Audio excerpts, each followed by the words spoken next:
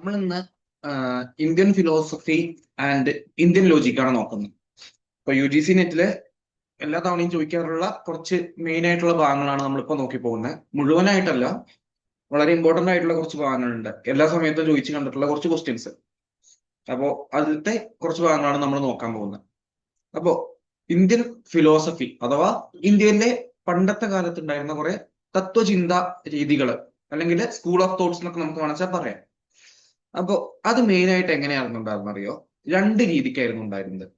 ഒന്ന് നാസ്തിക, ഒന്ന് ആസ്തിക. അപ്പൊ ഈ ആസ്തിക എന്ന് പറഞ്ഞു കഴിഞ്ഞാല് നമ്മളുടെ ഈ വേദങ്ങൾ ഉണ്ടല്ലോ, ഏതൊക്കെയാ വേദങ്ങള്? മെയിൻ ആയിട്ട് 4 വേദങ്ങളാണല്ലോ ഉള്ളത്. ഏതൊക്കെയാ? ഋഗ്വേദ, യജുർവേദ, സാമവേദ, അഥർവവേദ. അല്ലെ? ഋഗ്വേദങ്ങൾ എന്ന് പറഞ്ഞു കഴിഞ്ഞാൽ ഇന്ദ്രന്റെ കുറിച്ച് പറയുന്ന, അഗ്നിയെ കുറിച്ച് പറയുന്നതൊക്കെ. അതേപോലെ ഏറ്റവും വലിയ വേദമാണ് എന്ത്? ഋഗ്വേദ.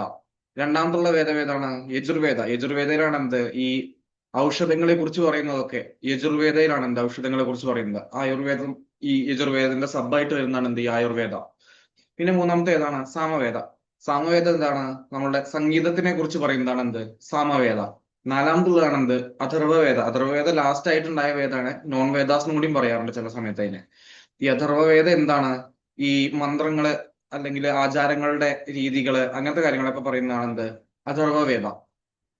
ഇപ്പൊ പറഞ്ഞതേ ഉള്ളൂ. അപ്പൊ ഈ വേദങ്ങളെ അടിസ്ഥാനമാക്കിയിട്ടുണ്ടായിട്ടുള്ള വെച്ചാൽ വേദങ്ങളെ കുറിച്ച് പറയുന്ന അല്ലെങ്കിൽ വേദങ്ങളുടെ കാര്യങ്ങളെ കുറിച്ച് ഒരുമിച്ച് ഒപ്പം പോകുന്ന സ്കൂൾ ഓഫ് തോട്ടുകളാണ് എന്ത്? ഇന്ത്യൻ ഫിലോസഫിയിലുള്ള ആസ്തിക എന്ന് പറയുന്ന ഭാഗം.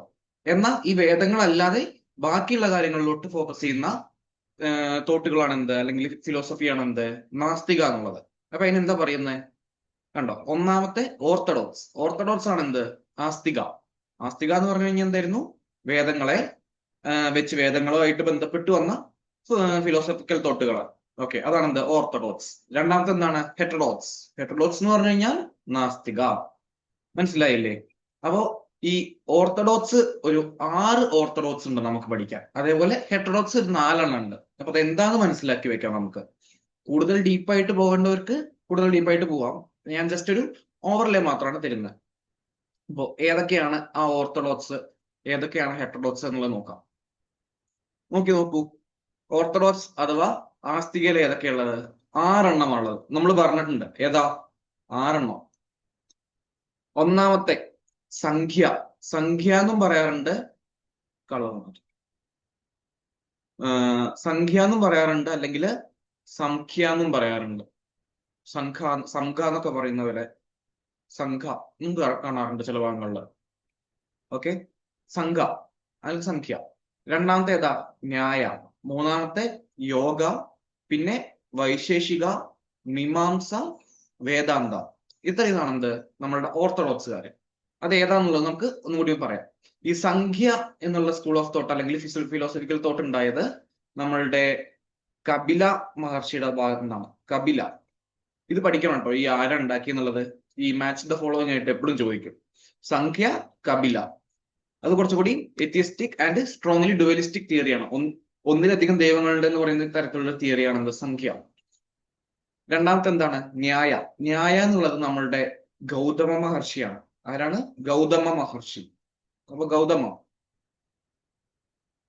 ഓക്കെ, അതെങ്ങനെയാണ്? ഈ ന്യായസൂത്ര, ഗൗതമ മഹർഷി എഴുതിയ ഒരു പുസ്തകമാണ് എന്ത്? ന്യായസൂത്ര. ന്യായസൂത്രയിലൂടെ നോളജുകളെ എക്സ്പ്ലോർ ചെയ്യുന്നതാണ് എന്ത്? ന്യായ എന്ന് പറഞ്ഞിട്ടുള്ള ഫിലോസഫിക്കൽ തോട്ട്. മൂന്നാമത്തെ യോഗ. നമുക്ക് എല്ലാവർക്കും അറിയാം യോഗ ആരാ? പതഞ്ജലി. പതഞ്ജലി മഹർഷി. നിലവിലുള്ള പതഞ്ജലി ബ്രാൻഡ് അല്ല, പതഞ്ജലി മഹർഷി ഉണ്ടായിരുന്നു പണ്ട്. അദ്ദേഹം ആയിരുന്നു എന്ത്? യോഗയുടെ ഒരു പിതാവ് എന്നൊക്കെ പറയുന്ന രീതിക്ക് നമുക്ക് പറയാം. എംഫസൈസിങ് മെഡിറ്റേഷൻ, കണ്ടംപ്ലേഷൻ, പിന്നെന്താണ്? ലിബറേഷൻ, മോക്ഷം, മുക്തി ഒക്കെയാണ് എന്ത്? യോഗയുടെ മെയിൻ ആയിട്ടുള്ള ഉദ്ദേശങ്ങൾ ഉണ്ടായിരുന്നത്. ഇനി നാലാമത്തെ വൈശേഷിക. വൈശേഷിക നിങ്ങൾ അധികം കേട്ട് കാണാൻ ചാൻസ് ഉണ്ടാവില്ല. വൈശേഷിക എന്ന് പറഞ്ഞു കഴിഞ്ഞാല് വൈശേഷിക കണ്ടുപിടിച്ച് കനാദ എന്ന് പറഞ്ഞ ഒരാളാണ്, മഹർഷി. കനാദ എന്നാട്ടോ, കന്നഡ എന്ന് എഴുതും. സോറി, കനാദ. കനാദ കന്നഡ എന്നാ വായിക്കേണ്ടത്, പക്ഷെ കനാദ എന്നാണ് ശരിക്കും പറയുക. കനാദ മഹർഷി. ഓക്കെ, എന്താണ്? ഒരു അറ്റോമിസം അല്ലെങ്കിൽ എന്താണ് ഏകദൈവം എന്നൊക്കെ പറയില്ല, ഒറ്റ ഒന്ന് അല്ലച്ച ഏകദൈവം എന്നുള്ള രീതിയല്ല, ഒറ്റ ഒന്ന് എന്നുള്ള രീതിയിലേക്ക് എല്ലാം ഒന്ന് എന്നുള്ള രീതിയിലോട്ട് പോകുന്നതാണ് എന്ത് വൈശേഷിക എന്നുള്ള സ്കൂൾ ഓഫ് തോട്ടിൽ മെയിൻ ആയിട്ട് പറയുന്നത്. പിന്നെ മീമാംസ. ഈ മീമാംസ എന്നുള്ളത് നമ്മൾ എന്തും കൂടി പറയാറുണ്ട് അറിയോ? കർമ്മ മീമാംസ എന്ന് കൂടിയും പറയാറുണ്ട്. കർമ്മ മീമാംസ. അതേപോലെ എന്തുകൂടി പറയാറുണ്ട് അറിയോ? പൂർവ മീമാംസ. പൂർവ മീമാംസ. ഇത് രണ്ടും ഒന്നാണ് കേട്ടോ. മീമാംസേനെ കർമ്മ മീമാംസ എന്നും പറയാറുണ്ട്, പൂർവ മീമാംസ എന്നും പറയാറുണ്ട്. അപ്പൊ ഈ മീമാംസ കണ്ടുപിടിച്ചത് ആരാന്ന് പറഞ്ഞു കഴിഞ്ഞാല്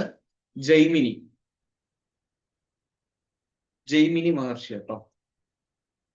ഇനി ലാസ്റ്റ് ആൻഡ് ഏറ്റവും കൂടുതൽ ഇന്ത്യയിൽ പ്രചാരം നേടിയിട്ടുള്ളതാണ് എന്ത്? വേദാന്ത. വേദങ്ങളെ കുറച്ചും കൂടി അടിസ്ഥാനമാക്കിയിട്ടുള്ളതാണ് എന്ത്? വേദാന്ത. ഇതുണ്ട് last segment of knowledge in the Vedas. എന്തെല്ലാം നോളേജിന്റെ ഏറ്റവും ലാസ്റ്റ് എവിടേക്കാ പോകുന്നത്? വേദങ്ങളിലോട്ടാണ് പോകുന്നത്. ഓക്കെ, അതാരാണ് വേദാന്ത കണ്ടുപിടിച്ചത്? വേദാന്ത സ്കൂൾ ഓഫ് തോട്ടിന്റെ പിതാവ് എന്ന് പറയുന്നത് നമുക്ക് ആര് പറയാം? നമ്മളുടെ ഭദ്രായൻ. ഭദ്രായൻ. ഓക്കെ, ഈ വേദാന്തനെ ഉത്തരമീമാംസ എന്ന് കൂടി പറയാറുണ്ട്. ഇതിനെ പൂർവമീമാംസ എന്ന് പറയും, ഇതിനെ ഉത്തരമീമാംസ. ഉത്തര മീമാംസ. ഡൗട്ട് ഇല്ലല്ലോ? അപ്പൊ ഈ കാര്യങ്ങൾ എല്ലാവരും പഠിക്കണം. അപ്പൊ ഞാൻ പഠിച്ചിരുന്നത് എങ്ങനെയാണ്? സംഘ എന്നൊക്കെ അല്ലേ? സംഘ അല്ലെങ്കിൽ സംഖ്യ എന്നൊക്കെ പറയും. അപ്പൊ സംഘമായിട്ട് പോകുമ്പോൾ നമ്മൾ എന്താ, സംഘങ്ങളായിട്ട് പോകുമ്പോൾ എപ്പോഴും എന്താണ്? കലവില എന്ന് പറഞ്ഞുകൊണ്ടിരിക്കും. അപ്പൊ കലവില എന്നുള്ളതിന് നമുക്ക് എന്ത് കിട്ടും? കപില മഹർഷി. പിന്നെ ഗൗതമൻ എന്നുള്ളത് എന്തായിരുന്നു? ഞാൻ പഠിച്ച കേട്ടോ, ബുദ്ധന്റെ വേറൊരു പേരായിരുന്നു ഗൗതമൻ അല്ലേ? ബുദ്ധന് ഇത് രണ്ടാളാണ്, പക്ഷെ ഞാൻ കണക്ട് ചെയ്ത് ഇങ്ങനെ. ബുദ്ധന്റെ വേറൊരു പേര്. ബുദ്ധൻ എപ്പോഴും എന്തായിരുന്നു? ന്യായത്തിന്റെ ഭാഗത്തായിരുന്നു നിന്നിരുന്നത്. കോൺട്രവേഴ്ഷ്യൽ ആയിട്ടുള്ള ഒരു സബ്ജക്റ്റ് ആണ് അത്, പിന്നെ നമുക്ക് ചർച്ച ചെയ്യാം. പിന്നെ മൂന്നാമത് എന്തായിരുന്നു? പതഞ്ജലി യോഗയാണെന്ന് നമുക്കറിയാം. പിന്നെ വയ്യാതാകുമ്പോഴല്ലേ, വയ്യാതാകുമ്പോൾ നമ്മൾ എന്ത് ചെയ്യും? കണ്ണട വെക്കും. കണ്ണ് വയ്യാതാകുമ്പോൾ നമ്മൾ എന്ത് ചെയ്യും? കണ്ണട വെക്കും. മനസ്സിലായോ? പിന്നെ ബാക്കി രണ്ടെണ്ണം എനിക്ക് അറിയായിരുന്നു ആൾറെഡി, അതുകൊണ്ട് ഞാൻ പഠിക്കില്ല. അപ്പൊ നിങ്ങൾ അതിന് എന്തെങ്കിലും ഒരു കോഡ് ഉണ്ടാക്കിക്കോളൂ, അല്ലെങ്കിൽ കാണാതെ പഠിച്ചോളൂ. എല്ലാം കോഡ് ഉണ്ടാക്കി പഠിക്കണം എന്ന് പറയില്ല, പക്ഷെ ചിലത് കോഡ് ഉണ്ടാക്കി പഠിക്കേണ്ടി വരും, അല്ലെങ്കിൽ ചിലത് കാണാപ്പാഠം പഠിക്കേണ്ടി വരും. അപ്പൊ ഇതാണ് എന്ത്? ഈ 6 സ്കൂൾ ഓഫ് ഫിലോസഫിക്കൽ തോട്ട്സ് നമ്മളുടെ ആൻഷ്യന്റ് ഇന്ത്യയിൽ ഉണ്ടായിരുന്ന ഓർത്തഡോക്സിലുള്ളത്. ഇനി നമ്മൾ എന്ത് പറഞ്ഞു? ഓർത്തഡോക്സ് ഉണ്ട്, ഹെറ്ററോഡോക്സും ഉണ്ട്. അപ്പൊ ഹെറ്ററോഡോക്സിന്റെ ഏതൊക്കെയാ നോക്കാം. നോക്കൂ, 4 ഉള്ളത്. അതിലത്തെ ആദ്യത്തെ 2 എന്തായാലും നമ്മൾ എല്ലാവരും കണ്ടിട്ടുണ്ടാവും, ഈ ബുദ്ധിസം ജൈനിസം എന്നുള്ളതൊക്കെ. എന്നാൽ ചർവാക അജീവിക അതെങ്ങനെ അധികം ആളുകൾ കേട്ടിട്ടുണ്ടാവും, ഹിസ്റ്ററി ഒക്കെ ആയിട്ട് പോകുന്ന ആളുകൾ കേട്ടിട്ടുണ്ടാവും, അല്ലെങ്കിൽ ഹിസ്റ്ററി താല്പര്യമുള്ളവർ കേട്ടിട്ടുണ്ടാവും. അപ്പോ നമുക്ക് ബുദ്ധിസം തുടങ്ങാം. ബുദ്ധിസം എന്ന് പറഞ്ഞാൽ ആരായിരുന്നു? നമ്മളുടെ ഗൗതമ ബുദ്ധ അല്ലേ? ബുദ്ധ എന്നുള്ളതിന്റെ അർത്ഥം എന്താ അറിയോ? ബുദ്ധ എന്ന് പറഞ്ഞു കഴിഞ്ഞാൽ എൻലൈറ്റഡ് വൺ എന്നാണ് കേട്ടോ അർത്ഥം. എൻലൈറ്റൻഡ് വൺ എന്നാണ് അതിന്റെ അർത്ഥം. അപ്പോ വൺ അതാണ് എന്ത്? ബുദ്ധ എന്നുള്ള വാക്കിന്റെ അർത്ഥം. അപ്പോ ഈ ബുദ്ധിസത്തിൽ നമ്മൾ എന്താണ് മെയിൻ ആയിട്ട് ഉദ്ദേശിക്കാറുള്ളത്? നമ്മളുടെ ലിബറേഷൻ, മുക്തി അല്ലെ? ലിബറേഷൻ ആണ് മെയിൻ ആയിട്ട് ഇമ്പോർട്ടൻസ് ഉള്ളത്. അപ്പൊ ബുദ്ധന്റെ കഥയൊക്കെ അറിയില്ല, നമ്മളുടെ ഗംഭീരിയിൽ ജനിച്ച് നമ്മളുടെ മോഹൻലാലൊക്കെ പറയില്ലേ, മറ്റേ യോധ സിനിമയില് യശോധരയുടെ അമ്മയുടെ ഭാഗവും ശുദ്ധോധന മഹാരാജാവിന്റെ മകനുമായിട്ടുള്ള അങ്ങ് എന്തിനാണ് വീട് വിട്ടിറങ്ങിപ്പോയി എല്ലാം എന്നൊക്കെ പറഞ്ഞില്ലേ, ആ ഡയലോഗൊക്കെ പറയുന്ന പോലെ ബുദ്ധന്റെ മകന്റെ പേരെന്താണ്? രാഹുലൻ. അതേപോലെ യശോധര ഭാര്യ തന്നെയല്ലേ? ഡൗട്ട് ഉണ്ട് കേട്ടോ, ഭാര്യയോ അമ്മയോ വളർത്തമ്മയോ ആയിട്ടായിരുന്നു യശോധര. ചെറിയൊരു ഡൗട്ട് ഉണ്ട്, ഓർമ്മയില്ല പെട്ടെന്ന് വന്നപ്പോ. കുഴപ്പമില്ല, അതെന്തെങ്കിലും വിടുക, അതിന്റെ ഒന്നും ആവശ്യമില്ല. അപ്പൊ ഈ ബുദ്ധിസ്റ്റിൽ നമ്മൾ മെയിൻ ആയിട്ട് എന്താ നോക്കുന്നത്? നമ്മളുടെ ലിബറേഷൻ ആണ് എന്ത്? ബുദ്ധിസത്തിന്റെ ഒരു പാത്ത് വേ എന്നൊക്കെ പറയുന്നത്. ഓക്കെ, ഒരു ഇൻട്രസ്റ്റിംഗ് ഫാക്ടർ ആണ്, നമ്മളുടെ വേൾഡിലെ 4th ലാർജസ്റ്റ് റിലീജിയൻ ആണ് എന്ത്? നമ്മളുടെ ബുദ്ധിസം. ഇനി ബുദ്ധിസത്തിന്റെ അതേപോലെയാണ് എന്ത്? ജൈനിസം. അപ്പോ ജൈനിസം നമ്മൾ കേട്ടിട്ടുണ്ടാവും, ജൈനിസത്തിൽ എപ്പോഴും വരുന്നൊരു പേരാണെന്ത്? തീർത്ഥങ്കരന്മാര്. എന്തായിരുന്നു? തീർത്ഥങ്കരാസ്. തീർത്ഥങ്കരാസ് എന്നൊക്കെ പറയുന്നത്, അതായത് ഇവരുടെ ഗുരു എന്നൊക്കെ കാണിച്ചാൽ നമുക്ക് പറയാം. ഏറ്റവും ടോപ്പിലുള്ള ആള് ജൈനിസത്തിന്റെ. അപ്പൊ ഇത് ശരിക്കും ആദ്യത്തെ തീർത്ഥങ്കരൻ എന്ന് പറഞ്ഞു കഴിഞ്ഞാല് ഋഷഭനാഥനാട്ടോ. ഋഷഭനാഥ നാഥൻ. ഓക്കെ, അതാണ് പുള്ളിയാണ് എന്ത് ഫസ്റ്റത്തെ. പക്ഷെ നമ്മളിപ്പോഴും ഫൗണ്ടർ ഓഫ് ദ ജൈനിസം എന്നൊക്കെ പറഞ്ഞു കഴിഞ്ഞാൽ ശരിക്കും നമ്മളുടെ 24ാമത്തെ തീർത്ഥങ്കരനെയാണ് പറയാറുള്ളത്. 24th തീർത്ഥങ്കരനായിട്ടുള്ള നമ്മളുടെ വർദ്ധമാന മഹാവീര. മലയാളത്തിൽ എഴുതാറെ വർദ്ധമാന മഹാവീര. മഹാവീരനെയാണ് നമ്മൾ എപ്പോഴും പറയാറുള്ളത്. കാരണം ഇദ്ദേഹത്തിന്റെ കാലത്താണ് എന്തുണ്ടായിട്ടുള്ളത്? ബുദ്ധിസം, സോറി, ജൈനിസം ഏറ്റവും കൂടുതൽ വളർച്ച പ്രാപിച്ചിട്ടുണ്ടായിരുന്നത്. ലാസ്റ്റ് മഹാവീരനും ലാസ്റ്റത്തെ തീർത്ഥങ്കരനും മഹാവീരനായിരുന്നു. അപ്പൊ ഇവരുടെ മെയിൻ ആയിട്ടുള്ള എന്താണ്? ഒരു അഹിംസ, അതേപോലെ മുക്തി, അല്ല മോക്ഷ, ഇതൊക്കെയാണ് എന്ത് ഇവരുടെ മെയിൻ ആയിട്ടുള്ള ഒരു ഫിലോസഫിക്കൽ തോട്ടിൽ ഉണ്ടായിരുന്നത്. ഈ വർദ്ധമാന മഹാവീരന്റെ കണ്ടംപററി അതേ കാലത്തായിരുന്നു ആരുണ്ടായിരുന്നത്? നമ്മളുടെ ബുദ്ധൻ ഉണ്ടായിരുന്നത് കേട്ടോ. പറഞ്ഞു തന്നുള്ളൂ. ഓക്കെ, ഇവര് ഈ ജൈനിസം ശരിക്കും നമ്മളുടെ റീബർത്തിലൊക്കെ വിശ്വസിച്ചിരുന്ന ആൾക്കാരാണ്. വീണ്ടും പുനർജന്മം ഉണ്ടായിരിക്കും എന്നൊക്കെ പറഞ്ഞിട്ടുള്ള ആളുകളായിരുന്നു അത്. ഇനി അടുത്ത വരുന്നതാണ് എന്ത്? ചർവാക. ചർവാക നമ്മളങ്ങനെ അധികം കേട്ടിട്ടുണ്ടാവില്ല. പക്ഷെ ചർവാക ഭയങ്കര ഒരു സ്ട്രോങ് മെറ്റീരിയലിസ്റ്റിക് തോട്ടുകൾ ഉള്ള ടീംസ് ആയിരുന്നു എന്ത്? ചർവാക. മെറ്റീരിയലിസം, അതായത് ആ സോഴ്സ് ഓഫ് നോളജ് ഒറ്റ വാലിഡ് സോഴ്സിലൂടെ മാത്രമേ നമുക്ക് എന്ത് ചെയ്യാൻ പറ്റുള്ളൂ? ആക്സെപ്റ്റ് ചെയ്യാൻ പറ്റുള്ളൂ എന്നുള്ള പറയുന്നതാണ്. Only one valid source of knowledge എന്നാണ് പറയുന്നുണ്ടായിരുന്നത്. ആ ഒരു ഭയങ്കര എന്താ പറയുന്നത്, നമുക്കൊരു റിച്വലിസം ഒന്നും ഇല്ലാത്ത ഒരു സെക്ട് ആയിരുന്നു. റിച്വൽസ് ഒന്നും ഉണ്ടായിരുന്നില്ല അവരുടെ. നമ്മളുടെ ബൃഹസ്പതി എന്ന് പറഞ്ഞിട്ടുള്ള മഹർഷി ഉണ്ടല്ലോ, ബൃഹസ്പതിയാണ് എന്ത് ഇതിന്റെ ഫൗണ്ടർ എന്ന് നമ്മൾ വിശ്വസിക്കുന്നത്. ഉറപ്പായിട്ടില്ല, പക്ഷെ വിശ്വസിച്ചുകൊണ്ടിരിക്കുന്നത്. ഇത് മെയിൻ ആയിട്ട് എന്താണ്? ഒരു ട്രൂത്ത് ഫ്രം ഒബ്സർവേഷൻ ആണ്. അതായത് നമ്മൾ കാണുന്ന സാധനങ്ങളിൽ നിന്ന് ഉള്ള അറിവുകൾ മാത്രമേ സത്യമായിട്ടുള്ളൂ എന്നുള്ളതാണ് പറയുന്നത്. Truth from observation. ഓക്കെ, ഇതാണ് എന്ത്? ചർവാക. ഡൗട്ട് ഇല്ലല്ലോ. ഇനി ലാസ്റ്റ് വൺ എന്താണ്? അജീവിക. ഈ അജീവിക സെക്ട് കണ്ടുപിടിച്ചത് അല്ലെങ്കിൽ അതിന്റെ പിതാവ് എന്ന് പറഞ്ഞു കഴിഞ്ഞാൽ നല്ല രസമുള്ള പേരാണ്, മെക്കാളെ ഗോസലെ. മെക്കാളി ഗോസല എന്നും പറയും, ഗോസലെ എന്നും പറയും. ഓക്കെ, ഈ മെക്കാളെ ഗോസലയാണ് എന്ത്? ഇത് അജീവിക സെക്ട്. മെക്കാളിക്ക് ഉണ്ടോന്ന് അറിയില്ല കേട്ടോ, ടോട്ടെ. മെക്കാളെ ഗോസലയാണ് അജീവിക സെക്ട് കണ്ടുപിടിച്ചത്. ഒന്നുകൂടി പ്രത്യക്ഷ ഇൻഫറൻസ്, അതായത് പെർസെപ്ഷനും ഇൻഫറൻസിലൂടെ, അതായത് നമ്മൾ ഡയറക്റ്റ് കാണുന്നതിലൂടെയും ഒരു കാര്യം അനുമാനിച്ചുണ്ടാക്കുന്നതിലൂടെയും മാത്രമാണ് എന്തുള്ളത് നമ്മളുടെ ഈ മെക്കാളെ ഗോസലെ വിശ്വസിച്ചിരുന്നത്.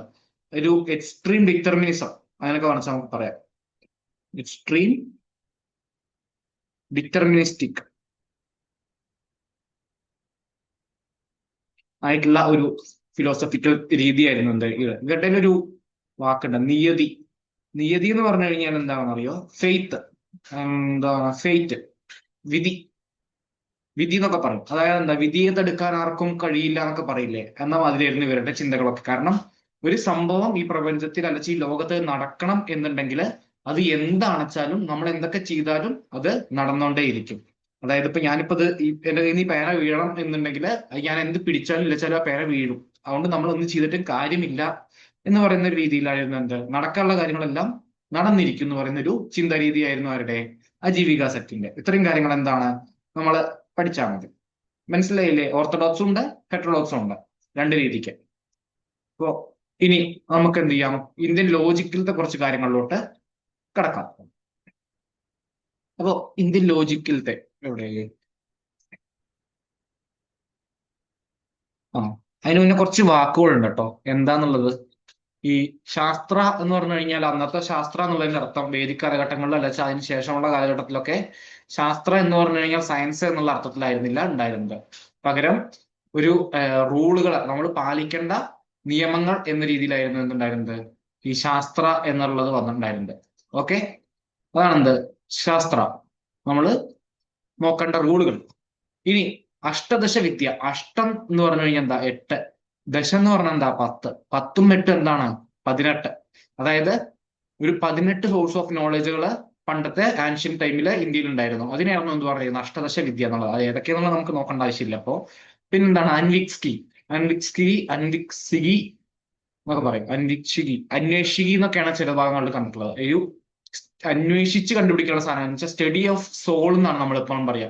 ആത്മാവിനെ അലച്ച ഉള്ളം, ഞാൻ എന്താന്നുള്ളത് അന്വേഷിക്കുന്ന സംഭവം, അതാണ് എന്ത് സ്റ്റഡി ഓഫ് സോൾ അല്ലെങ്കിൽ അന്വേഷികി എന്ന് പറയുന്നത്. അപ്പൊ അന്വേഷികി എന്ന് അങ്ങനെ വെച്ചാൽ നമ്മൾ നമ്മുടെ സൗകര്യത്തിന് വായിക്കും.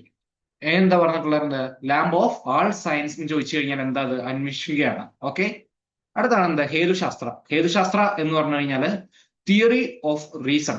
അതായത് ഹേതു എന്ന് പറഞ്ഞാൽ എന്താ കാരണം, ഒരു സംഭവത്തിന്റെ കാരണത്തെ അന്വേഷിച്ചു പോയിട്ടുള്ള എന്തെങ്കിലും നടക്കുന്നുണ്ടെങ്കിൽ ആ നടന്നതിന്റെ കാരണം അന്വേഷിച്ചു പോകുന്നതിനെ എന്താണ് പറയുന്നത് ഹേതുശാസ്ത്ര എന്നാണ് പറഞ്ഞിരിക്കുന്നത്. ഇനി അർത്ഥശാസ്ത്ര നമ്മളുടെ ചാണക്യൻ എഴുതിയതാണ്. ആരെഴുതിയതാ? ചാണക്യൻ അഥവാ കൗടില്യൻ എന്നൊക്കെ രണ്ടൊരാളെന്നെ.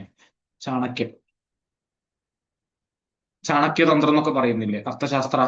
ഈ അർത്ഥശാസ്ത്രം എന്താണ്? ലാംബ് ഓഫ് ആൾ വിദ്യാസ്, അതാണ് എന്ത് അർത്ഥശാസ്ത്ര. ഇനി ന്യായസൂത്ര എന്ന് പറഞ്ഞു കഴിഞ്ഞാൽ നമ്മൾ ഗൗതമൻ എഴുതിയതാണ്. ഗൗതമ മഹർഷി എഴുതിയതാണ് എന്ത് ന്യായശാസ്ത്ര. മറുപടി ന്യായശാസ്ത്രം എന്താണ്? റൈറ്റ് ഫോർ ജസ്റ്റിസ് മീൻസ് ന്യായം. ഒരു സാധനത്തിന്റെ സയൻസിന്റെ അടിച്ചാലും എല്ലാത്തൊരു ജഡ്ജ്മെന്റിന്റെ അടിച്ചാലും കൂടിയുള്ള ഒരു ട്രൂ റീസണിങ്ങിനെ പറ്റി പറയുന്നതാണ് എന്ത് ന്യായശാസ്ത്രങ്ങളാണ്. ഓക്കെ, ജസ്റ്റ് മനസ്സിലാക്കി വെക്കുക. മുന്നേ കണ്ട കുറച്ച് ക്വസ്റ്റ്യൻസിലത്തെ മെയിൻ ആയിട്ടുണ്ടായിരുന്ന ഒരു വാക്കുകളാണിത്. ഇനി വേണ്ട പ്രമാണയിലോട്ട് പോവാം. എന്താ ഈ പ്രമാണം എന്ന് പറഞ്ഞു കഴിഞ്ഞാല് വേറൊന്നുമല്ല, സോഴ്സ് ഓഫ് നോളജ്. നമുക്ക് എങ്ങനെയൊക്കെ എന്ത് ചെയ്യാൻ പറ്റും? സോഴ്സ് ഓഫ് നോളജ് അതായത് ഒരു നോളജ് നമുക്ക് എങ്ങനെയൊക്കെ അക്വയർ ചെയ്യാൻ പറ്റും എന്നുള്ളതാണ് എന്ത് പ്രമാണത്തിലൂടെ നമ്മൾ ഉദ്ദേശിക്കുന്നത്. നമുക്ക് ഒരു അറിവ് ഏതൊക്കെ രീതിയിൽ നമുക്ക് ഉള്ളിലോട്ട് സ്വാംശീകരിക്കാൻ പറ്റും എന്നുള്ളത്. ഇപ്പൊ ആൻഷ്യന്റ് ഇന്ത്യയില് നമ്മളുടെ മെയിൻ ആയിട്ട് 6 തരത്തിലുള്ള ഒരു പ്രമാണങ്ങളാണ് പറയുന്നത്. നമ്മൾ എന്തായാലും ഈ 6 ജസ്റ്റ് ഒന്ന് പഠിച്ചിട്ട് വരാം. ഇപ്പൊ ആദ്യത്തെ എന്താണെന്ത് പ്രത്യക്ഷ പ്രമാണം എന്ന് പറഞ്ഞാൽ നമ്മൾ പ്രത്യക്ഷമായി കാണുന്നത്. അങ്ങനെ ആലോചിച്ചാൽ മതി. പ്രത്യക്ഷമായി കാണുന്നത് അഥവാ പെർസെപ്ഷൻ. നമ്മൾ ഡയറക്റ്റ് അല്ലെങ്കിൽ ഒരു ഇമ്മീഡിയറ്റ് കോഗ്നിഷനിലൂടെ അല്ലെങ്കിൽ നമ്മൾ നേരിട്ട് കണ്ടുപഠിക്കുന്ന സാധനത്തിലൂടെ അങ്ങനെ കിട്ടുന്നതാണ് എന്ത് നമ്മളുടെ പ്രത്യക്ഷ പ്രമാണം. ഞാൻ പറയാണ് എന്താണ് ഇതാണ് എന്ത് ഒരു സ്റ്റൈലസ് എന്ന് ഞാൻ പറയാണ്. അപ്പൊ നിങ്ങൾ എന്ത് ചെയ്തു? ആ സ്റ്റൈലസ് നേരിട്ട് കണ്ടു. അപ്പൊ എന്തായി? നിങ്ങൾക്ക് എന്തായി? സ്റ്റൈലസ് എന്താന്ന് പഠിക്കും. അല്ലെങ്കിൽ ഇതിനെ എഴുതാൻ വേണ്ടി ഉപയോഗിക്കുന്നതാണ്. അല്ലെങ്കിൽ ഞാൻ പറയണം ഇതാണ് എന്ത് ഒരു പേന എന്ന് പറയുകയാണ്. അപ്പൊ എന്തായി? നിങ്ങൾ ആ പേന സംഭവം നേരിട്ട് കണ്ടു. ഒരു പുലിനെ കാണിച്ചിട്ട് ഇതാണ് പുലി എന്ന് പറയുമ്പോൾ എന്താ നമ്മളുടെ ബിഫോർ ഐസ്. അല്ലെങ്കിൽ ഒരു ബിരിയാണി നിങ്ങൾക്ക് കാണുന്നു, ആ ബിരിയാണി നിങ്ങൾക്ക് കഴിക്കാൻ പറഞ്ഞു. അപ്പൊ കഴിച്ചപ്പോൾ നിങ്ങൾക്ക് എന്ത് മനസ്സിലായി? ചെറിയൊരു എരിവുള്ളൊരു ഭക്ഷണമാണ് എന്ത് നല്ല ടേസ്റ്റുള്ള ഒരു ഭക്ഷണമാണ് ബിരിയാണി, അതിന് നല്ല സ്മെല്ലാണ്. അപ്പൊ ഇങ്ങനെ സൗണ്ട്, ടച്ച്, ഹിയർ, അതേപോലെ നമ്മളുടെ ഐസ്, അങ്ങനെ കാണുന്നതിലൂടെയും കേൾക്കുന്നതിലൂടെയും മണക്കുന്നതിലൂടെ ഒക്കെ സെൻസറി ഒബ്ജക്റ്റിലൂടെ നമ്മൾ ഒരു നോളജ് അക്വയർ ചെയ്യുന്നതിന് എന്ത് പറയുന്നത് നമ്മളുടെ പ്രത്യക്ഷ പ്രമാണം എന്ന് പറയുന്നത്. പ്രത്യക്ഷ പ്രമാണം എന്താണ്? പെർസെപ്ഷൻ. ഈ പെർസെപ്ഷൻ എന്നുള്ള വാക്ക് വളരെ ഇമ്പോർട്ടന്റ് ആട്ടോ. ഇനി ഇതിലെന്താണ്? സസ്പെക്റ്റബിൾ ടു എറർ ഉണ്ടാവാനുള്ള ചാൻസ് കൂടുതലാണ്. ഒരു എക്സാമ്പിൾ പറയുകയാണ്. ഇപ്പൊ ഞാൻ റോഡിൽ കൂടെ പോകുമ്പോൾ റോഡിൽ നല്ല സ്ട്രെയിറ്റ് റോഡ്, നല്ല വെയിലുണ്ട്. അപ്പൊ ദൂരെ ഞാൻ എന്ത് കണ്ടു? റോഡിൽ കുറെ വെള്ളം കെട്ടിക്കിടക്കണത് കണ്ടു. അപ്പൊ എന്തായി? അടുത്ത് ചെന്നപ്പോ ഈ വെള്ളമൊന്നും ഇല്ല. അപ്പൊ എന്താ അവിടെ ഉണ്ടായത്? ഒരു മരീചിക പോലെ എനിക്ക് അനുഭവപ്പെട്ടു. അപ്പൊ അവിടെ എന്തായി? അത് ഞാൻ കണ്ടൊരു സാധനമാണല്ലോ, പക്ഷെ എന്തായി? അത് എററായി. അപ്പൊ അങ്ങനെ എറർ ഉണ്ടാവാനുള്ള ചാൻസ് വളരെ കൂടുതലാണ്. അല്ലെങ്കിൽ ഇപ്പൊ ഒരു എക്സാമ്പിൾ പറയാണ്, ഇപ്പൊ ദൂരമുള്ള ഒരു ബിൽഡിംഗ് ഞാൻ കണ്ടു, പക്ഷെ അത് വളരെ ചെറുതായിട്ടാണ് കാണുന്നത് എനിക്ക്. പക്ഷെ എന്റെ അടുത്തുള്ള ഒരു ബിൽഡിംഗ് നല്ല വലുതായിട്ട് കാണാം. അപ്പൊ ഞാൻ പറയുകയാണെന്ത് ഈ ബിൽഡിംഗ് ആണ് എന്ത് അതിനേക്കാളും വലുത് എന്ന് പറയാണ്. പക്ഷെ അടച്ചെല്ലുമ്പോ എന്താണ്? അത് ഇതിനെക്കാട്ടിലും വലിയ ബിൽഡിംഗ് ആയിരുന്നു. അല്ലേ? അങ്ങനെയൊക്കെ ഉണ്ടാവാറില്ലേ? നമ്മൾ ഉദ്ദേശിച്ചത് തെറ്റാനുള്ള വളരെ ചാൻസ് കൂടുതലല്ലേ നേരിട്ട് കാണുമ്പോൾ അല്ലെങ്കിൽ മണക്കുമ്പോഴും ഒക്കെ. ഓക്കെ, അതാണ് എന്ത് പ്രത്യക്ഷ പ്രമാണം. ഇനി പ്രത്യക്ഷ പ്രമാണനെ 2 രീതിയിൽ മാറ്റിയിട്ടുണ്ട്. ഒന്നാമത്തെ എന്താണ്? നിർവികൽപ്പയും. രണ്ടാമത്തെ എന്താണ്? സവികൽപ്പയും. ഈ പ്രത്യക്ഷ പ്രമാണനെ 2 ആക്കി മാറ്റിയിട്ടുണ്ടല്ലോ. അതായത് നിർവികൽപ്പ നമ്മൾ ആൾറെഡി പറഞ്ഞ കാര്യം, ഒന്നുമില്ല, ഞാൻ നിങ്ങൾക്ക് ഒരു സാധനം കാണിച്ചു തന്നിട്ട് ആ കാര്യം ഒന്ന് ആലോചിക്കാൻ പറയുന്നു. ഇപ്പൊ ഞാൻ പറയുകയാണെന്ത് ഈ പേന കാണിച്ചു, എന്താണ് ഒരു പേന എന്നൊരു കുട്ടിക്ക് കാണിച്ചു കൊടുത്തു. എന്നിട്ട് ഇത് മാറ്റിയിട്ട് ആ പേന ഒന്ന് ആലോചിക്കാൻ പറഞ്ഞു. അപ്പൊ പേന ഒന്ന് ആലോചിക്കാൻ പറഞ്ഞു കഴിഞ്ഞാൽ ആ കുട്ടിയുടെ അടുത്ത് എന്തുണ്ടാവുന്നത്? കറക്റ്റ് ഈ നീല കളറുള്ള ഈ അടപ്പ് ബാക്കിൽ വെച്ചിട്ടുള്ള ഈ ഒരു റെയ്നോൾസിന്റെ അല്ല, ഏതാണത്? സെല്ലോന്റെ പേനയാണ് ആ കുട്ടിയുടെ മനസ്സിലുണ്ടാവുന്നത്. അതാണ് എന്ത് നിർവികൽപ്പ. First stage occurring after sensory contact. ഇപ്പോ ഞാൻ ഈ ജഗ് കാണിച്ചു തന്നു. ഇനി ഈ ജഗ് കാണിച്ചു തന്നു ഒരു കുട്ടിക്ക്. അപ്പൊ ഞാൻ എന്നിട്ട് പറയാണ് ജഗ് ഒന്ന് മനസ്സിലാലോചിക്കാൻ പറയുകയാണ്. അപ്പൊ ജഗ്ഗിന്റെ ഈ നമ്മളുടെ ക്വാളിറ്റീസ് ഉണ്ടാവുമല്ലോ, എന്ന് വെച്ചാൽ ഓരോ ക്യാരക്ടറിസ്റ്റിക്സ്. അപ്പൊ കുട്ടിയുടെ മനസ്സിൽ എന്ത് വരും? ജഗ്ഗിന് എന്താണ്? ബ്രൗൺ കളറാണ്. ഓക്കെ, ജഗ്ഗിന് ഒരു പിടി ഉണ്ട് ഇവിടെ. അതേപോലെ ഇവിടെ ഒരു ബോട്ടിൽ നെക്ക് ഷേപ്പാണ്. പിന്നെ അടിയിലൊരു വലിയൊരു മത്തങ്ങ പോലത്തെ ഒരു ഷേപ്പ് ഡിസൈൻ ഉണ്ട്. അതൊക്കെയാണ് ആ കുട്ടിയുടെ മനസ്സിൽ വരുന്നത്. അപ്പൊ എന്താണ്? അപ്പൊ ആ കുട്ടിയുടെ അടുത്ത് ജഗ്ഗിനെ ആലോചിക്കാൻ പറഞ്ഞു കഴിഞ്ഞാൽ ആ കുട്ടിയുടെ മനസ്സിൽ ഈ ജഗ് മാത്രമേ വരുള്ളൂ. പകരം വേറൊരു ജഗ്, ഇപ്പൊ എന്റെ കയ്യിലുള്ള വേറൊരു ജഗ്, ഇങ്ങനെ ഒരു ജഗ്ഗാണ് വിചാരിച്ചോ. ഈ ജഗ് ഈ കുട്ടിയുടെ മനസ്സിൽ വരില്ല. പകരം ഈ ജഗ് മാത്രമേ വരുള്ളൂ. കാരണം എന്താ? ആ കുട്ടി കണ്ടിട്ടുള്ളത് ഇത് മാത്രം. ഓക്കെ, അതാണ് എന്ത്? നിർവികൽപ. ഇതെന്താണ്? Not admitting and alternative. രണ്ടാമതൊരു ജഗ്ഗിനെ എന്താണ് കുട്ടി മനസ്സിൽ കാണാൻ വഴിയില്ല, ഇത് വരില്ല. പിന്നെന്താണ്? ഇന്റർമീഡിയറ്റ് പെർസെപ്ഷൻ ആണ് ഇവിടെ, ഇൻഡിറ്റർമിനേറ്റ് പെർസെപ്ഷൻ ആണ് അവിടെ നടക്കുന്നത്. ഇനി രണ്ടാമതാണ് എന്ത്? സവികൽപ. സവികൽപ എന്ന് പറഞ്ഞു കഴിഞ്ഞു കഴിഞ്ഞാല്, ഇപ്പൊ ഞാൻ എന്ത് ചെയ്തു? ഈ ജഗ് കാണിച്ചു തന്നു നിങ്ങൾക്ക്. ഇനി ആലോചിക്കാൻ പറയാണ്, ഒരു നീല കളറുള്ള വേറൊരു ജഗ് ആലോചിക്കാൻ പറയാണ്. അപ്പൊ നീല കളർ, ഇതില് നീല എന്നുള്ളൊരു ക്യാരക്ടറിസ്റ്റിക്സ് ഇല്ല. അപ്പൊ ഞാൻ എന്ത് ചെയ്യാണ്? ഈ ജഗ്ഗിനെ ഒരു നീല കളർ കൊടുത്തിട്ട് എന്റെ മനസ്സിൽ ഇതേ സാധനം തന്നെ വരുന്നു. മനസ്സിലായോ? ഇപ്പൊ ഈ ജഗ്ഗിന്റെ ഇതെന്തായി? നീല കളറായി. അപ്പൊ അതെന്തായി? അവിടെ ഒരു സവികൽപ്പയാണ് ഉണ്ടായിട്ടുള്ളത്. നിലവിലുള്ള ഒരു നോളേജിൽ നിന്ന് കുറച്ചുകൂടി നമ്മൾ എന്ത് ചെയ്തു? അപ്ലിക്കേഷൻ നടത്തി. നിലവിൽ എന്തുണ്ട് കുട്ടിയുടെ മനസ്സിൽ? ജഗ് എന്നുള്ളൊരു നോളേജ് ഉണ്ട്. അതിനെ ഞാൻ എന്ത് ചെയ്തു? കുറച്ച് അപ്ലിക്കേഷൻ നടത്തിയിട്ട് ഒരു ബ്ലൂ ജഗ് ആക്കിയിട്ട് മാറ്റി. മനസ്സിലായോ? അതാണ് എന്ത്? സവികൽപക. സവികൽപ. ഇനി ഞാൻ പറയണ എന്ത്? ഇനി പിടിയില്ലാത്തൊരു ജഗ് ആലോചിക്കാൻ പറഞ്ഞു. അപ്പൊ എന്തായി? ഈ കുട്ടിയുടെ മനസ്സിൽ ഈ പിടി അങ്ങോട്ട് പോയി, പിടിയില്ലാത്ത ഒരു ജഗ് ആയിട്ട് മാറി. അല്ലെങ്കിൽ എന്താണ്? ഈ അടിയിൽ മത്തങ്ങ പോലെ ഡിസൈൻ ഇല്ലാത്തൊരു ജഗ് ആലോചിക്കാൻ പറഞ്ഞു. അപ്പൊ എന്തായി? നിലവിലുള്ള ജഗ്ഗിന്റെ കുട്ടി വേറൊരു ജഗ് ഇത് എന്ത് ചെയ്തു? ഒരു അൾട്ടർനേറ്റീവ് ഒരു സംഭവം കുട്ടിക്ക് ആലോചിക്കാൻ പറ്റി. അതെന്താണ്? One is able to clearly know and object. നിലവിലെ ജഗ് അറിയുന്നത് മാത്രമേ എന്ത് ചെയ്യാൻ പറ്റുള്ളൂ? നമുക്ക് സവികൽപ്പ ചെയ്യാൻ പറ്റുള്ളൂ. അപ്ലിക്കേഷൻ ഓഫ് പ്രയർ നോളേജ്, അത് നമ്മൾ പറഞ്ഞു. ആൾ ലൗകിക ആൻഡ് അലൗകിക പ്രത്യക്ഷാസ് ആർ സവികൽപ്പ. ലൗകികമായിട്ടുള്ളതും അലൗകികമായിട്ടുള്ള കാര്യങ്ങളെല്ലാം എന്താണ്? സവികൽപ്പകയാണ്. ഇനി ഡിറ്റർമിനേറ്റ് ആയിരിക്കും ഇത്. ഓക്കെ, ജസ്റ്റ് മനസ്സിലാക്കി വെക്കുക. അധികം ജസ്റ്റ് ചോദിക്കാറുണ്ട് എന്താണ് നിർവികൽപ്പ, എന്താണ് സവികൽപ്പ എന്നുള്ളത്. ഇനി രണ്ടാമത്തെ അനുമാന പ്രമാണമാണ് എന്ത്? അനുമാന പ്രമാണം അഥവാ ഇൻഫറൻസ് എന്നുള്ളതും കൂടിയാണ്. ഇൻഫറൻസ് എന്ന് വെച്ചാൽ എന്താ? നമ്മൾ അനുമാനിക്കുകയാണ് ഒരു സംഭവം. ഓക്കെ, അനുമാനിക്കുന്നു. എന്താ അനുമാനിക്കുന്നത്? അതായത് ഇപ്പൊ ഒരു എക്സാമ്പിൾ ഞാൻ പറയാം. ഇത് ഈ ചിത്രം നോക്കാം, എല്ലാവരും പറയുന്ന എക്സാമ്പിളാണ്, ഞാനും അതിനെടുക്കാം. ഈ കുന്നിന്റെ മുകളിൽ എന്തുണ്ട്? പുക വരുന്നുണ്ട്. ആ പുക വരുന്നതിന് ഞാൻ എന്ത് അനുമാനിക്കുകയാണ്? കുന്നിന്റെ മുകളില് തീയുണ്ട്, അതുകൊണ്ടാണ് എന്തുണ്ടാവുന്നത്? പുക വരുന്നതെന്ന് ഞാൻ അനുമാനിച്ചു. മനസ്സിലായോ? അല്ലെങ്കിൽ ഞാൻ രാവിലെ നീച്ചിട്ട് റോഡിലോട്ട് ഇറങ്ങിയപ്പോ, അല്ലെങ്കിൽ വീട്ടിലെ മുറ്റത്ത് നോക്കിയപ്പോ എന്താണ്? മുറ്റത്ത് വെള്ളം കെട്ടി കിടക്കുന്നുണ്ട്. വെള്ളം കെട്ടി കിടക്കുന്നതിൽ എന്തെനിക്ക് മനസ്സിലായി? മഴ രാത്രി പെയ്തിട്ടുണ്ട്. മനസ്സിലായി? അതിന് ഞാൻ എന്ത് ചെയ്തു? വെള്ളം കെട്ടപ്പോ വെള്ളം വരണമെച്ചാൽ മഴ പെയ്യണമെന്ന് ആലോചിച്ചിട്ട് ഒരു അനുമാനം നടത്തി. അനുമാനം ആലോചിച്ചാൽ മതി, അഥവാ ഇൻഫറൻസ്. അപ്പൊ എന്താണത്? Not by direct observation. ഇവിടെ ഞാൻ പുക കാണുന്നുണ്ട്, പക്ഷെ തീനെ കാണുന്നില്ലല്ലോ. തീ ഉണ്ടാവും, തീ ഉണ്ടാവാതിരിക്കാം, പക്ഷെ തീനെ കാണുന്നില്ല. അപ്പൊ ഡയറക്റ്റ് ഒബ്സർവേഷൻ അവിടെ ഇല്ല. Knowledge is derived from knowledge. എന്താണ്? വെള്ളം എന്താ വരണമെച്ചാൽ മഴ വരണം എന്നുള്ളവർക്ക് അറിയാം. ആ നോളജിന് ഞാൻ എന്ത് ഡിറൈവ് ചെയ്തു? ഇപ്പൊ രാവിലെ മഴ പെയ്തിട്ടുണ്ട് എന്നുള്ളത് ഡിറൈവ് ചെയ്തു. ഇനി ഇൻഫേർഡ് ഒബ്ജക്റ്റ് ഉണ്ട്, ഇൻഫറൻസ് ഉണ്ട്. ഇൻഫറൻസ് ആണ് അവിടെ നടക്കുന്നത്, നമ്മൾ ഓൾറെഡി പറഞ്ഞു. ഇത് ലീസ്റ്റ് ഇമ്പോർട്ടൻസ് ആണ്. കാരണം എന്താ? ഇത് മഴ പെയ്യാനും കാരണമാവാം, അല്ലെങ്കിൽ വീട്ടിലെ മുറ്റത്ത് അച്ഛൻ വണ്ടി കഴുകിയിട്ടതായിരിക്കാം, ആയിക്കൂടെ? അല്ലെങ്കിൽ എന്താണ്? ഒരു ടാങ്കർ ലോറി പോയപ്പോൾ കുറച്ച് വെള്ളം ചെരിഞ്ഞതായിരിക്കാം, അതും ആയിക്കൂടെ? അതൊക്കെ എന്താണ്? ഇതിലുള്ള വരുന്ന പ്രശ്നങ്ങളാണ്. അപ്പൊ അതെന്താണ്? ലീസ്റ്റ് ഇമ്പോർട്ടൻസ് ആയിട്ടുള്ള ഒരു പ്രമാണയായിട്ടാണ് എന്ത് മാറിയത്? അനുമാന പ്രമാണ മാറിയത്. ഇനി അടുത്ത ഈ അനുമാന പ്രമാണനെ നമ്മൾ രണ്ടാക്കി മാറ്റിയിട്ടുണ്ട്. ഏതൊക്കെയാ? സിമ്പിളാ. സ്വാർത്ഥാനുമാന, പ്രാർത്ഥാനുമാനം.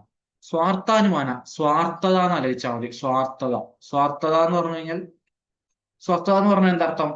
ഞാൻ, അല്ലെങ്കിൽ എന്റെ എന്നുള്ളൊരു ചിന്ത വരുന്നത്. അപ്പൊ എന്താണ്? എനിക്ക് മനസ്സിലാവാൻ വേണ്ടിയിട്ട്. Inference made for one self. ഞാൻ എന്റെ ഒരു കാര്യത്തിന് വേണ്ടിയിട്ട് അനുമാനിക്കുന്നത്. വേറൊരാളുടെ അടുത്ത് എനിക്ക് പറയേണ്ട ആവശ്യമില്ല. ഒരു ഫോർമൽ സ്റ്റേറ്റ്മെന്റ് എനിക്ക് അവിടെ നടത്തേണ്ട ആവശ്യമില്ല. അതാണ് എന്ത്? സ്വാർത്ഥാനുമാനം. ഇപ്പൊ എക്സാമ്പിൾ പറയാൻ എന്താ? ഞാൻ എന്താ കുന്നിന്റെ മുകളിൽ എന്ത് കണ്ടു? പുക വരുന്നുണ്ടെന്ന് കണ്ടു. പുക വരുന്നുണ്ടെന്ന് കണ്ടതിൽ എന്ത് മനസ്സിലായി? എനിക്ക് അവിടെ തീ ഉണ്ട് എന്നുള്ളത് എനിക്ക് മനസ്സിലായി, ഞാൻ ഉണ്ടായിരുന്നു. അപ്പൊ എന്താണ്? എനിക്ക് അതിൽ സ്റ്റേറ്റ്മെന്റ് ഒന്നും നടത്താനില്ല.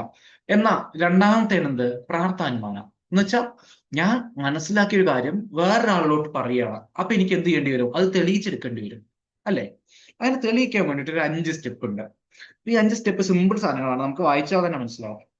അതേതാന്ന് നോക്കാം. ഇപ്പൊ എന്താണ് intended for others, convince someone that there is fire on a mountain. അതെങ്ങനെയാണ് നമ്മൾ കൺവിൻസ് ചെയ്യാന്നുള്ളതാണ്. അപ്പൊ നമ്മൾ എന്ത് പറഞ്ഞു? നമ്മൾ ഈ കൂട്ടുകാരനൊപ്പം പോവാണ്, കുന്നിന്റെ മുകളിൽ പുക കണ്ടു. അപ്പൊ ഞാൻ എന്ത് പറഞ്ഞു കൂട്ടുകാരനോട്? ദ മൗണ്ടെയിൻ ഹാസ് ഫയർ, അവിടെ തീയുണ്ട് എന്ന് ഞാൻ പറഞ്ഞു. അങ്ങനെ പറയുന്ന എന്റെ സ്റ്റേറ്റ്മെന്റ് ഉണ്ടല്ലോ, അതാണ് എന്ത്? പ്രതിജ്ഞ, ഒന്നാമത്തെ സ്റ്റെപ്പ്. ഓക്കെ. അപ്പൊ പറഞ്ഞപ്പോ എന്ത് ചെയ്തു? കൂട്ടുകാരൻ ചോദിക്കും അതെങ്ങനെ നിനക്ക് അറിയാന്നുള്ളത്. അപ്പൊ ഞാൻ അതിന്റെ റീസൺ പറയാണ്. റീസൺ അഥവാ എന്താണ്? ഹേതു. ഹേതു എന്നുള്ളത് എന്താണ്? എന്താണ് ഹേതു? അവിടുത്തെ കാരണം പറയാൻ, ബിക്കോസ് ഇറ്റ് എമിറ്റ്സ് സ്മോക്ക്. അവിടുന്ന് പുക വരുന്നുണ്ട്, അതാണ് എന്ത്? അതിന്റെ കാരണം. കാരണം പറഞ്ഞു, രണ്ടാമത്തെ സ്റ്റെപ്പ്. ഇനി മൂന്നാമത്തെ സ്റ്റെപ്പായിട്ട് ഞാൻ പറയുകയാണെന്ത്? ഇതിന് തെളിയിക്കണമല്ലോ. അപ്പൊ ഞാൻ എന്ത് പറയണം? ഒരു ഉദാഹരണം വെച്ച് കൊടുക്കണം അവന്. എന്റെ വീട്ടില് അമ്മ അടുപ്പ് കത്തിക്കുമ്പോ അവിടെ പുക വന്നിരുന്നു. പുക വന്നപ്പോ അതിന്റെ അടിയിൽ നോക്കുമ്പോ എന്തുണ്ട്? തീയുണ്ട്. അപ്പോ പുക കരണച്ച എന്തുണ്ട്? തീ ഉണ്ടെന്ന് നമുക്ക് മനസ്സിലാക്കാൻ പറ്റും എന്നുള്ളൊരു ഉദാഹരണം ഞാൻ അവിടെ പറഞ്ഞു. അപ്പൊ വീട്ടിലെ അടുപ്പ് കത്തിക്കുമ്പോ പുക കണ്ടപ്പോ അവിടെ തീ ഉണ്ടെന്ന് പറഞ്ഞു. അപ്പോ ഈ ഉദാഹരണം ഉണ്ടല്ലോ, ഈ ഉദാഹരണത്തിന് ഞാൻ എന്ത് ചെയ്യാണ്? നിലവിലുള്ള സിറ്റുവേഷനുമായിട്ട് കണക്ട് ചെയ്യും. ആ കണക്ട് ചെയ്യുന്നതിന് എന്ത് പറയുന്നത്? ഉപനയ. വീട്ടിൽ പുകയുണ്ടായിരുന്നപ്പോ തീ ഉണ്ടായിരുന്നു, ഇവിടെയും പുകയുണ്ട്. ഇവിടെ പുക എന്നുള്ളത് എന്താണ്? രണ്ട് ഭാഗത്തുള്ള കോമൺ സാധനമാണ്. അപ്പൊ അതുമായിട്ട് കണക്ട് ചെയ്യുന്നതിനാണ് ഞാൻ എന്ത് പറഞ്ഞത്? ഉപനയ. ഓക്കെ. അങ്ങനെ കണക്ട് ചെയ്ത് കഴിഞ്ഞു കഴിഞ്ഞാൽ എന്ത് മനസ്സിലായി? നമുക്ക് അവിടെ പുകയുണ്ടെങ്കിൽ തീ ഉണ്ടാവും എന്നുള്ള കാര്യം മനസ്സിലായി. അപ്പൊ അങ്ങനെ എന്ത് എത്തി? നമ്മളൊരു നിഗമനത്തിലെത്തി. നമ്മൾ പണ്ട് മലയാളം മീഡിയം പഠിച്ചവർക്കൊക്കെ അറിയാം നിഗമനം എന്ന് പറഞ്ഞിട്ട്, ഏറ്റവും ലാസ്റ്റ് പറയുന്നത്. നിഗമനത്തിലെത്തി. നിഗമനത്തിൽ എന്താ ഉള്ളത്? Therefore it has fire. അങ്ങനെ ഒരു 5 സ്റ്റെപ്പിലൂടെയാണ് നമ്മൾ എന്ത് ചെയ്യുന്നത്? ഇത് പ്രാർത്ഥാനുമാനം തെളിയിക്കുന്നത്. മനസ്സിലായില്ലേ? ഏതൊക്കെയാ? പ്രതിജ്ഞ, ഹേതു. ഈ ഓർഡർ ചോദിച്ചിട്ടുണ്ട് കേട്ടോ മുന്നേക്കെ. പ്രതിജ്ഞ, നമ്മുടെ കാര്യം പറയുന്നു. ഹേതു, അതിന്റെ റീസൺ പറയുന്നു. പിന്നെ ഒരു ഉദാഹരണം പറയുന്നു. അതിനെ റിയൽ ലൈഫായിട്ട് കണക്ട് ചെയ്തിട്ടുള്ള ഒരു ഉപനയ. പിന്നെ ലാസ്റ്റ് അതിന്നൊരു നിഗമന. ഓക്കെ. ഇനി അടുത്ത പ്രമാണം എന്ത്? മൂന്നാമത്തെ പ്രമാണം എന്ത്? ഉപമാന പ്രമാണം. ഉപമാന പ്രമാണം, മറ്റേത് അനുമാന പ്രമാണം. ഇത് ഉപമാന പ്രമാണം. ഉപമാനം എന്ന് പറഞ്ഞാൽ എന്താ? ഒന്നിനോടൊന്ന് ഉപമിക്കുന്നത്. അതാണ് എന്താ? ഉപമാന. ഉപമിക്കുന്നു. ഉപമ എന്താണ്? അനലോജി എന്ന് വെച്ചാൽ എന്താ? ഞാൻ എന്ത് ചെയ്യുന്നു? എനിക്ക് പുള്ളിപ്പുലിനെ കുറിച്ചുള്ള കാര്യങ്ങൾ അറിയാം. അതിന് ഞാൻ എന്ത് പറഞ്ഞു? ചീറ്റപ്പുലിനെ കണ്ടപ്പോ ഇതിനും പുള്ളിയുണ്ട്, ഇതിന് വാലുണ്ട്, കാലുണ്ട്, പുള്ളിപ്പുലിയുടെ അതേ ഷേപ്പ് ഒക്കെയാണ്. അതുകൊണ്ട് എന്താണിത്? ഇത് പുലിവർഗത്തിൽപ്പെട്ട ഒരു ജീവിയാണെന്ന് മനസ്സിലാക്കി. അല്ലെങ്കിൽ കരടീനെ അറിയാം, കരടീനെ കണ്ടിട്ടുണ്ട്, കരടിയുടെ സവിശേഷതകൾ അറിയാം. ഇനി ധ്രുവക്കരടീനെ നോക്കുകയാണ്. ധ്രുവക്കരടിക്കും കരടിക്കും തമ്മിൽ സാമ്യങ്ങള് കാണുമ്പോൾ കുറെ ഉണ്ട്, ഏറെക്കുറെ ഒരേപോലെയാണ്. അപ്പോ ഈ കരടി വർഗത്തിൽപ്പെട്ട ഒന്നാണ് എന്ത്? ഈ ധ്രുവക്കരടി എന്ന് ഞാൻ മനസ്സിലാക്കി. അപ്പൊ ഒന്നിന്റെ സിമിലാരിറ്റീസ് വെച്ചിട്ട്, അല്ലെങ്കിൽ എന്താണ്, one based on the similarities വെച്ചിട്ട് കമ്പയർ ചെയ്യാണ് ഞാൻ രണ്ടെണ്ണത്തിനെ. മനസ്സിലായോ? അങ്ങനെ കിട്ടുന്ന നോളജുകളാണ് എന്ത്? ഉപമാന പ്രമാണ അഥവാ അനലോജി എന്ന് കൂടി പറയാം. ഈ അനലോജി എന്നുള്ള വാക്കൊക്കെ മനസ്സിലാക്കി വെക്കുക. ഇനി അടുത്ത എന്താണ്? ശബ്ദപ്രമാണ അഥവാ വെർബൽ ടെസ്റ്റിമോണി. അപ്പൊ ഈ ശബ്ദപ്രമാണം എന്താ? ഞാനിപ്പോ പറഞ്ഞുകൊണ്ടിരിക്കുമ്പോൾ നിങ്ങൾക്ക് ഒരു നോളജ് കിട്ടുന്നുണ്ട്. അതെന്താണ്? ശബ്ദപ്രമാണയാണ്. അല്ലെങ്കിൽ നിങ്ങൾ ഈ PPT വായിക്കുമ്പോൾ നിങ്ങൾക്ക് എന്താണ്? ഒരു നോളജ് കിട്ടുന്നുണ്ട്. അതെന്താണ്? ഒരു ശബ്ദപ്രമാണയാണ്. അപ്പൊ എന്താ? ഒരു ഓറൽ അല്ലെങ്കിൽ റിട്ടൺ മെസ്സേജിലൂടെ നമുക്ക് എന്ത് ചെയ്യണം? ഒരു അറിവ് കിട്ടുന്നതിനാണ് എന്ത് പറയുന്നത്? ശബ്ദപ്രമാണ. Must have authentic source. ആരെങ്കിലും എന്തെങ്കിലും വാട്സപ്പ് യൂണിവേഴ്സിറ്റിയിൽ പറയുന്നത് എന്നിട്ട് പലരും പറയാറുണ്ട്. അതെന്താണ്? ശബ്ദപ്രമാണയിൽ വരില്ല. ഒരു ഒതന്റിക് ആയിട്ടുള്ള ഒരു സോഴ്സ് ഉണ്ടെങ്കിൽ, ഇപ്പൊ ഒരു ഗവൺമെന്റ് സർക്കുലറിനെ കുറിച്ച് പറയുന്ന കാര്യങ്ങളാണ് വെച്ചാൽ വേറെ ഏതെങ്കിലും ഒരു വീഡിയോയിൽ വെച്ച് പറയുന്ന കാര്യങ്ങളായിരിക്കില്ല സത്യം. എന്നാൽ ആ സർക്കുലറിൽ പറയുന്ന കാര്യങ്ങളിലൂടെ തന്നെ വേണം നമ്മൾ കടന്നു പോകാൻ വേണ്ടിയിട്ട്. മനസ്സിലായില്ലേ? അല്ല, ചിലപ്പോൾ നാസയുടെ ഒരു കാര്യമാണെന്ന് വിചാരിച്ചു. നാസയുടെ ഒരു എന്തെങ്കിലും ഒരു പുതിയ തിയറി അങ്ങനെ എന്തെങ്കിലും അവർ പ്രൊഡ്യൂസ് ചെയ്ത് വെച്ചാൽ, പ്രപ്പോസ് ചെയ്ത് കഴിഞ്ഞാൽ നമ്മൾ ആ തിയറിയിലൂടെ വായിച്ചിട്ട് വേണം പോകാൻ. അല്ലാണ്ട് വെറുതെ ഒരു യൂട്യൂബ് വീഡിയോയിൽ ആരെങ്കിലും എന്തെങ്കിലും പറയുന്നത് വെച്ചിട്ട് പോകാൻ പറ്റില്ല. ഓക്കെ. അതാണ് എന്ത്? ശബ്ദപ്രമാണ. ബുക്സ്, മാഗസിന്, ന്യൂസ് പേപ്പർ, അതൊക്കെയാണ് എന്ത്? ഇതിന്റെ എക്സാമ്പിൾ. ഇനി ലാസ്റ്റത്തെ രണ്ടെണ്ണമാണ് എന്ത്? അനുപലബ്ധി പ്രമാണിയും അർത്ഥപതി പ്രമാണിയും. അപ്പൊ അനുപലബ്ധി പ്രമാണം നമുക്ക് പറയാം. അനുപലബ്ധി എന്ന് പറഞ്ഞു കഴിഞ്ഞാൽ, നമ്മൾ അനുപലബ്ധി എന്ന് കേട്ട് കഴിഞ്ഞാൽ അപ്പം ഓർമ്മയിൽ വരണം എന്താ പറയുക? ആബ്സെൻസ്. ഒരു സാധനം ഇല്ല എന്ന് മനസ്സിലാക്കുന്ന ഒരു സംഭവമാണ് എന്ത്? ഇല്ല എന്നുള്ള പ്രസ്താവിക്കുന്നത്. അതാണെന്ത്? അനുപലബ്ധി. ഇപ്പോ എക്സാമ്പിൾ പറയുകയാണ്, എന്റെ ഫോണ് ഞാൻ എന്റെ റൂമിൽ തരികയാണ്. ഈ റൂമിൽ കുറെ തെരഞ്ഞ് ഫോണ് വേറൊരു ഫോണ് വിളിച്ചു നോക്കി, പക്ഷെ എന്തെന്നില്ല, റിങ് ചെയ്യുന്നില്ല. അതിന് എനിക്ക് എന്ത് മനസ്സിലായി, ഈ റൂമില് എന്റെ ഫോണ് ഇല്ല എന്നുള്ളൊരു സംഭവം ഞാൻ എന്ത് ചെയ്തു, കണ്ടുപിടിച്ചു. ഞാൻ കണ്ടില്ല, അതുകൊണ്ട് അത് ഇല്ല. മനസ്സിലായില്ലേ? ഇല്ലാത്തെന്ന് ഒരു സംഭവം ഞാൻ എന്ത് ചെയ്തു, കണ്ടുപിടിച്ചു. അതാണ് എന്ത്, അനുപലബ്ധി പ്രമാണം. നെഗേഷൻ ഓർ ആബ്സെൻസിലൂടെ ഒരു സംഭവം കണ്ടുപിടിക്കുന്നു. നോൺ പെർസെപ്ഷൻ അഥവാ non existence of an object cannot be perceived through the census. When A person search for A lost coin, ഒരു കോയിൻ എന്ത് ചെയ്യണം, സെർച്ച് ചെയ്യണം കോയിന്, പക്ഷെ എന്ത് ചെയ്യുന്നില്ല, കണ്ടുപിടിക്കാൻ പറ്റുന്നില്ല. അപ്പൊ അതിൽ നിന്ന് എനിക്ക് എന്തുണ്ടായി, ആ നോളജ് എന്ത് കിട്ടി, ആ ഒരു സ്പേസില് ആ കോയിൻ എന്ത് ചെയ്യുന്നില്ല, എക്സിസ്റ്റ് ചെയ്യുന്നില്ല എന്നുള്ള ഒരു നോളജ് കിട്ടി. അതാണ് എന്ത്, അനുപലബ്ധി പ്രമാണം. മനസ്സിലായില്ലേ? ഒരു സംഭവം ഇല്ല എന്നുള്ളത് കണ്ടുപിടിക്കുന്നതാണ് വെച്ചത് അനുപലബ്ധി പ്രമാണയാണ്. ഓക്കെ, ഡൗട്ടില്ലല്ലോ. ഇനി ലാസ്റ്റത്തെ എന്താണ്, അർത്ഥപതി പ്രമാണം. അർത്ഥപതി പ്രമാണം എന്ന് പറഞ്ഞു കഴിഞ്ഞാൽ ഇത് എപ്പോഴും ചോദിക്കാറുള്ളതാട്ടോ, ഈ അനുപലബ്ധി പ്രമാണിയും അർത്ഥപതി പ്രമാണിയും. അർത്ഥപതി, അർത്ഥം പതിപ്പിക്കാനൊക്കെ അയച്ചാൽ മതി, അല്ലെങ്കിൽ ഇംപ്ലിക്കേഷൻ, ഇംപ്ലൈ ചെയ്യാണ് ഒരു സംഭവത്തിനെ, അല്ലെങ്കിൽ ഒരു പോസ്റ്റുലേഷൻ നടത്തുകയാണ് നമ്മൾ എന്ത് ചെയ്യുന്നത് ഇവിടെ. പ്രത്യക്ഷ based on perception of an object. അഥവാ ഇപ്പൊ നോക്കി നോക്കാം, എക്സാമ്പിളിലൂടെ പറയുന്നത്, ഈ ചിത്രം നോക്കി നോക്കൂ. എല്ലാവരും എന്തോ ഒരു കാര്യത്തിലോട്ട് ഇങ്ങനെ കേട്ട് കേട്ട് നിൽക്കുന്നുണ്ട്. കുറെ ആളുകളായിരിക്കും നോക്കുന്നുണ്ട്, ഇന്ന് കേൾക്കുന്നുണ്ട്. മിണ്ടാതെ നിൽക്കുന്ന ഒരു മോബാണെന്ന് നിന്ന് മനസ്സിലായി. നമുക്ക് ഈ ഫോട്ടോ മനസ്സിലായി, കുറെ ആളുകൾ മിണ്ടാതെ നിൽക്കുകയാണ്. ഇപ്പൊ ഇതൊക്കെ മിണ്ടാതെ നിൽക്കുന്നുണ്ടെങ്കിൽ ഞാൻ എന്ത് മനസ്സിലാക്കിയിരുന്നത്, ഇവരൊക്കെ മിണ്ടാതെ നിൽക്കുന്നുണ്ടെങ്കിൽ ഇവിടെ ഒരാള് എന്തെങ്കിലും പറഞ്ഞുകൊണ്ടിരിക്കുന്നുണ്ടാവും. ഇവിടെ ഒരാൾ എന്തെങ്കിലും പറഞ്ഞുകൊണ്ടിരിക്കുന്നുണ്ടാവും, ഇല്ലേ? പറഞ്ഞുകൊണ്ടിരിക്കുന്നുണ്ടാവും. അപ്പൊ ഇയാൾ ഇവിടെ പ്രസംഗിക്കുകയായിരിക്കും, അല്ലെങ്കിൽ ഇയാൾ ഇവിടെ ഒരു പാട്ട് പാടായിരിക്കും. ഇവരെന്ത് ചെയ്യുന്നുണ്ട്, ഇതിനെ ശ്രദ്ധിക്കുന്നുണ്ട്. അപ്പൊ ഈ ഒരു സന്ദർഭത്തിൽ നിന്ന്, ഈ ഒരു സാഹചര്യത്തിൽ നിന്ന് ഞാൻ എന്ത് മനസ്സിലാക്കി, ഇവിടെ എന്തുണ്ട്, ഒരാൾ സംസാരിച്ചുകൊണ്ടിരിക്കുകയാണെന്ന് മനസ്സിലാക്കി. അല്ലെങ്കിൽ നമ്മൾ ഒരു റോട്ടിൽ കൂടെ പോവാണ്, വണ്ടിയിൽ ഇങ്ങനെ പോകുമ്പോൾ ഒരു വീടിന്റെ ചുറ്റും ഒരു കറുത്ത ടാർപ്പായ കെട്ടിയിട്ടുണ്ട്. പിന്നെ കുറെ ആളുകൾ മിണ്ടാതെ നിൽക്കുന്നുണ്ട്. നമ്മൾ ഉള്ളിലത്തെ കാര്യങ്ങളൊന്നും കണ്ടിട്ടില്ല, പക്ഷെ അതിന് നമുക്ക് എന്ത് മനസ്സിലാക്കി, അതിന്റെ ഉള്ളിൽ ആരോ ഒരാള് മരിച്ചിട്ടുണ്ടെന്ന് മനസ്സിലായി. അപ്പൊ ആ സാഹചര്യത്തിൽ നിന്ന്, അല്ലെങ്കിൽ സന്ദർഭത്തിൽ നിന്ന് നമുക്ക് എന്ത് മനസ്സിലായി, ഒരാൾ അവിടെ മരിച്ചിട്ടുണ്ടെന്നുള്ളത് മനസ്സിലാക്കി. കണ്ടോ, conclusion based on set of observed fact. ഒന്നിലധികം ഫാക്ടുകളെ നിന്ന് നമ്മൾ എന്ത് ചെയ്യാണ്, ഒരു കൺക്ലൂഷൻ വെക്കുകയാണ്. നമ്മൾ എന്ത് കണ്ടു, ഒരു കറുത്ത ടാർപ്പായ കണ്ടു, അതേപോലെ കുറെ ആളുകൾ അവിടെ നിൽക്കുന്നത് കണ്ടു, ആളുകളൊന്നും മിണ്ടുന്നില്ല എന്ന് കണ്ടു. എന്നാൽ ഈ ആളുകൾ എപ്പോഴും ഭയങ്കര സംസാരത്തോടെയും ചിരിയും കളിയൊക്കെ എന്ത് മനസ്സിലാക്കി, അവിടെ ഒരു ഫംഗ്ഷനാണ് നടക്കുന്നതെന്ന് മനസ്സിലായി. ഇനി നമ്മുടെ ഒരു കൂട്ടുകാരൻ ഭയങ്കര ഫിസിക്കലി നല്ല ഫിറ്റ് ആയിട്ടുള്ള ഒരാളാണ് വിചാരിച്ചോ.